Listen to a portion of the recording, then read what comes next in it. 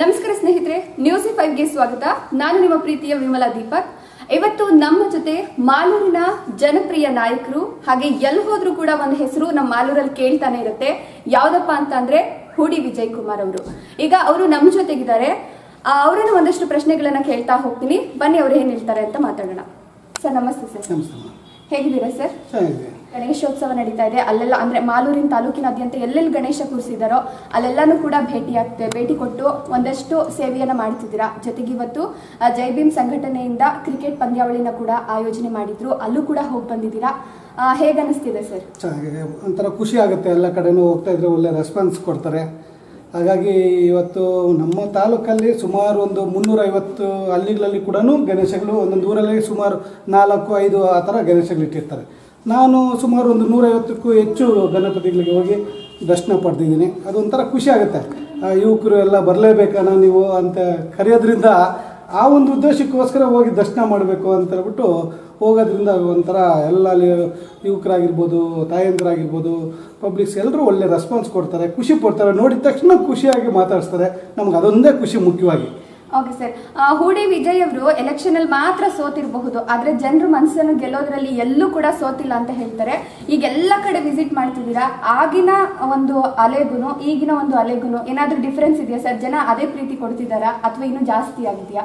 ಖಂಡಿತವಾಗಿ ಏನು ನಮಗೆ ಮೊದಲಿಂದ ಸುಮಾರು 5 ವರ್ಷಗಳಿಂದ ಏನು ಪ್ರೀತಿ ತೋರಿಸ್ತಾ ಇದ್ರು ಜನ, ಅದಕ್ಕಿಂತ ಹೆಚ್ಚಾಗಿ ಪ್ರೀತಿ ತೋರಿಸ್ತಾರೆ ಇವತ್ತಿನ ದಿವಸ. ನನಗೆ ಎಲ್ಲೇ ಹೋದರೂ ಕೂಡ ಅವ್ರು ಮಾತಾಡೋಂಥ ಒಂದು ಖುಷಿಯಾಗಿ ಮಾತಾಡೋಂಥದ್ದಾಗಿರ್ಬೋದು. ಆ ತಾಯಂದರು ನೋಡಿದ ತಕ್ಷಣ ಆ ಮಕ್ಕಳಾಗಿರ್ಬೋದು, ತಾಯಂದರಲ್ಲಿ ಆ ಖುಷಿ ನಮ್ಮನ್ನು ನೋಡಿದ ತಕ್ಷಣ ಒಂದು ಖುಷಿಯಾಗಿ ಮಾತಾಡಿಸ್ತಾರೆ, ಅಂದರೆ ನಗುತ್ತಾ ಮಾತಾಡಿಸ್ತಾರೆ ಬಂದೆ. ಹಾಗಾಗಿ ಅದೊಂದು ತುಂಬ ಖುಷಿ ಆಗುತ್ತೆ ನಮಗೆ. ಸೋತಿರೋದೆಲ್ಲ ನಮಗೆ ಬೇಜಾರೇ ಇಲ್ಲ.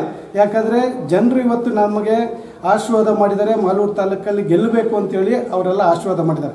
ಕಾರಣಾಂತರಗಳಿಂದ ನಮಗೆ ಅದೃಷ್ಟ ಇಲ್ದಿರೋದಕ್ಕೋಸ್ಕರ ಹೆಚ್ಚು ಕಮ್ಮಿ ಆಗಿದೆ ಹೊತ್ತು ಜನರು ಯಾವುದೇ ಕಾರಣಕ್ಕೂ ನಮಗೆ ಮೋಸ ಮಾಡಿಲ್ಲ. ಜನರೆಲ್ಲ ಆಶೀರ್ವಾದ ಮಾಡಿದ್ದಾರೆ. ಅದೇ ರೀತಿ ಇವತ್ತು ನಮ್ಮ ತಾಲೂಕಲ್ಲಿ ಇವತ್ತು ಎಲ್ಲೇ ಹೋದರೂ ಕೂಡ ಆ ಒಂದು ಪ್ರೀತಿ ವಿಶ್ವಾಸ, ಒಂಥರ MLA ಅನ್ನೋ ರೀತಿಯಲ್ಲೇ ನಮ್ಮನ್ನು ಕೂಡ ಕಾಣ್ತಾರೆ. ಅದೇ ಒಂಥರ ನಮಗೆ ಭಾಗ್ಯ. ಓಕೆ ಸರ್, ಒಂದಷ್ಟು ಜನ ಅವ್ರ ಹೆಸರು ಹೇಳಕ್ ಹೋಗಲ್ಲ ನಾನು.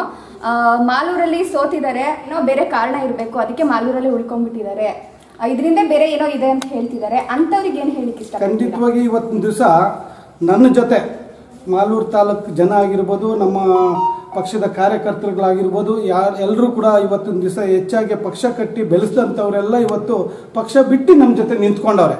ಆ ನಿಂತಿರೋ ಕಾರಣಕ್ಕೋಸ್ಕರ ಅವ್ರು ಯಾರನ್ನೂ ಕೈ ಬಿಡಬಾರ್ದು. ನಮ್ಮ ಮೇಲೆ ಇರುವಂಥ ನಂಬಿಕೆಗೋಸ್ಕರ ನಮ್ಗೆ ಇಷ್ಟು ಮತ ಕೊಟ್ಟಿದ್ದಾರೆ. ಅದನ್ನು ಉಳಿಸ್ಕೊಬೇಕನ್ನೋ ಉದ್ದೇಶಕ್ಕೋಸ್ಕರ ನಾನು ಮಾಲೂರು ತಾಲೂಕನ್ನ ಬಿಡದಿರ ನಮ್ಮ ಒಂದು ಜನರ ಜೊತೆ ಕೆಲಸ ಮಾಡಬೇಕು ಅಂತ ಮಾಡ್ತಾ ಇದ್ದೀವಿ. ಓಕೆ ಸರ್, ಇದು ನನ್ನ ಕ್ವಶನ್ ಅಲ್ಲ, ನಿಮ್ಮ ಅಭಿಮಾನಿಗಳ ಕ್ವಶನ್. ಹೂಡಿ ಅವರು ನೆಕ್ಸ್ಟ್ ಎಲೆಕ್ಷನ್ಗೆ ನಿಂತ್ರೆ ಸ್ವತಂತ್ರ ಅಭ್ಯರ್ಥಿನ ಅಥವಾ ಮತ್ತೆ ಮೋದಿಯಲ್ಲೇ ಶುರುವಾಗುತ್ತಾ? ಇಲ್ಲ, ಖಂಡಿತವಾಗಿ ಇವತ್ತೇನು ನಾವು ಕಳೆದ ಬಾರಿ ಏನು ನಮ್ಮ ಸ್ವಾಭಿಮಾನ ಜನತಾ ಪಕ್ಷದಿಂದ ನಾನು ನಿಂತಿದ್ದೆ, ಅದೇ ರೀತಿ ಈ ವರ್ಷ ಕೂಡ ನೆಕ್ಸ್ಟ್ ಮುಂದಿನ ಚುನಾವಣೆಗಳು ಕೂಡ ನಮ್ಮ ಎಲ್ಲರ ಮುಖಂಡರುಗಳ ತೀರ್ಮಾನದಂತೆ ಆವತ್ತಿನ ದಿವಸ ಈಗ ಸದ್ಯಕ್ಕಂತೂ ನಾವು ಸ್ವಾಭಿಮಾನ ಜನತಾ ಪಕ್ಷದಿಂದ ಇಂಡಿಪೆಂಡೆಂಟಾಗಿ ನಾವು ಕೆಲಸ ಮಾಡ್ತಾ ಇದ್ದೀವಿ.